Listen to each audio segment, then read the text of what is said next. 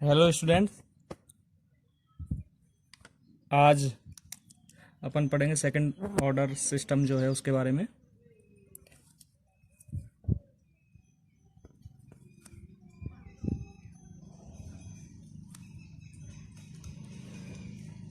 Second order system के बारे में। तो सबसे पहले तो सेकंड ऑर्डर क्या है। सेकंड ऑर्डर कल अपन ने देखा था कि कोई भी अगर ट्रांसफ़र फंक्शन है तो उसका ऑर्डर कैसे निकालते हैं। जो मान लीजिए कोई भी ट्रांसफ़र फंक्शन है ये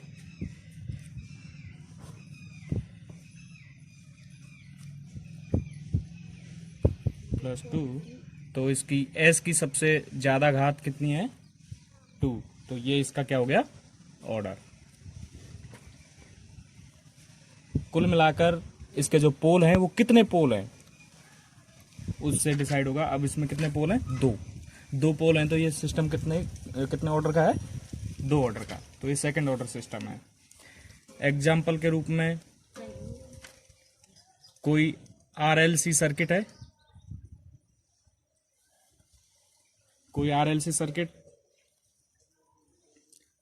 तो आरएलसी सर्किट और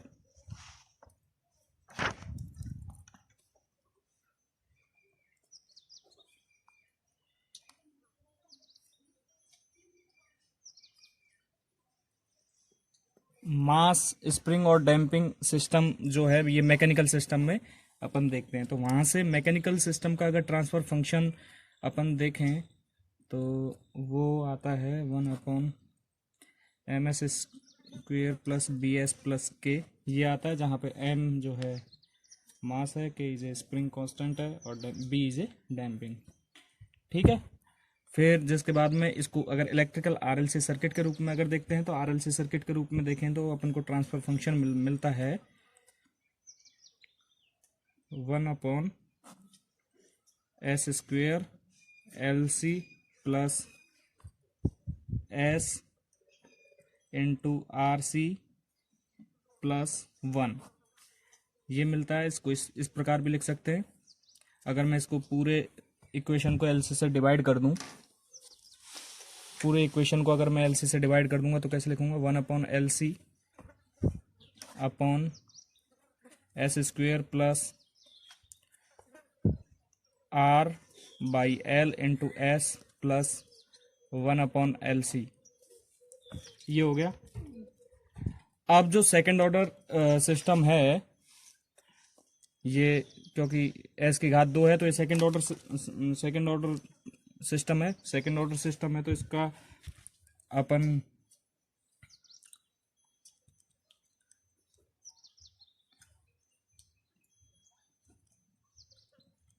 इसको उसकी जो फ्रिक्वेंसी और डैम्पिंग रेशियो है उसके रेस्पेक्ट में अगर इसी इक्वेशन को लिखें तो इसको ये लिखेंगे ω(n²) अपॉन में s² plus 2 into zeta into ω(n) into s plus ω(n) का होल स्क्वायर।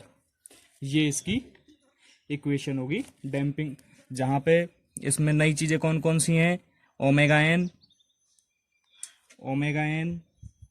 ये है, ये एंगुलर फ्रिक्वेंसी है सिस्टम की। वो सिस्टम ऑक्सीलेट कर रहा है एब्सेंस ऑफ डैम्पिंग फोर्स, जब कोई भी डैम्पिंग फोर्स नहीं है ये, तो इसको कहा जाएगा नेचुरल फ्रिक्वेंसी। ω(n) क्या है, नेचुरल फ्रिक्वेंसी। नेचुरल फ्रिक्वेंसी है। और ये जब इस फ्रिक्वेंसी पर जब सिस्टम ऑक्सीलेट कर रहा है जब कोई भी डैम्पिंग फोर्स नहीं है, तो ये ω(n) हो गया। दूसरा है इसमें जीटा। जीटा जीटा ये है damping ratio.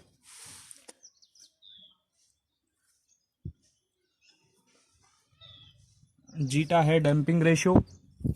Damping ratio zeta बराबर होता है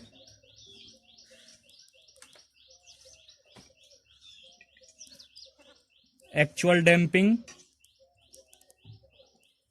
अपॉन में critical damping.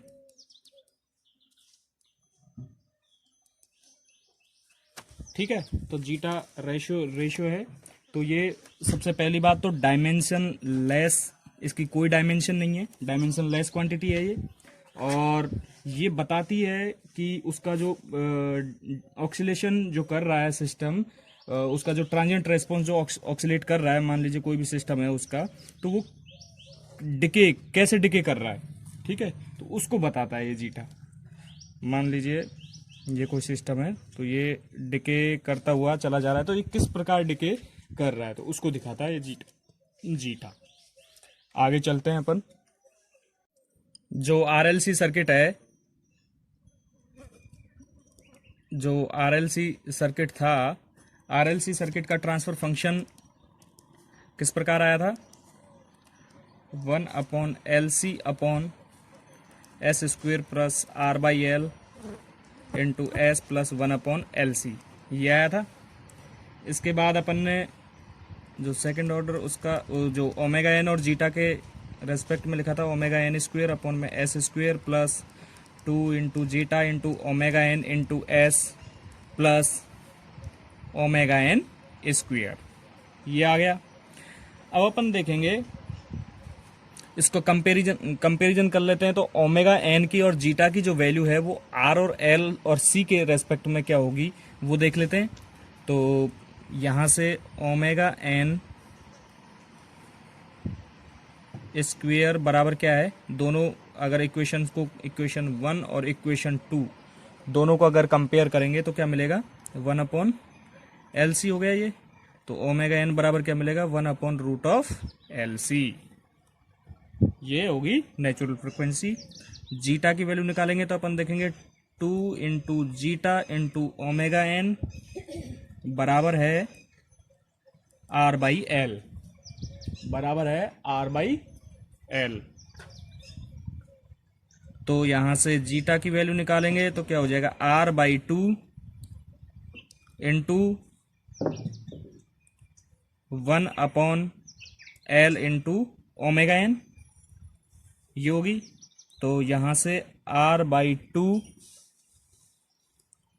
Into 1/L into omega L की वैल्यू क्या है, 1/√LC।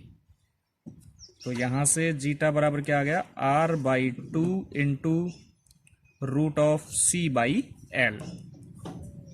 तो जीटा की वैल्यू तो हो गई ये, जीटा क्या है, डैम्पिंग रेशियो, ओमेगा एन की वैल्यू हो गई ये, ठीक है।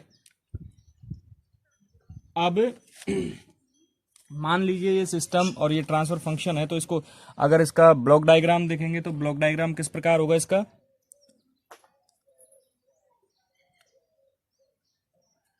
ये इनपुट हो गया,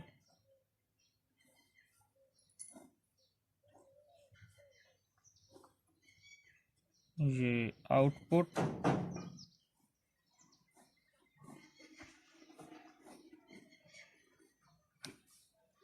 ये फीडबैक, फीडबैक 1, और यहाँ पे ओमेगा एन स्क्वेयर अपॉन में S plus 2 zeta omega n, ये हो गया इसका, ये प्लस हो गया, ये हो गया, ये इसका हो गया जो ब्लॉक डायग्राम है वो। अब आप अब देखेंगे कि जो ये इक्वेशन आई अपने पास में, जो इसका यहां से जो इक्वेशन ट्रांसफर फंक्शन आया, transfer function omega N square upon में S square plus 2 into zeta into omega N into S plus omega N का स्क्वेयर। तो ये जो इक्वेशन आई, अब इसमें जो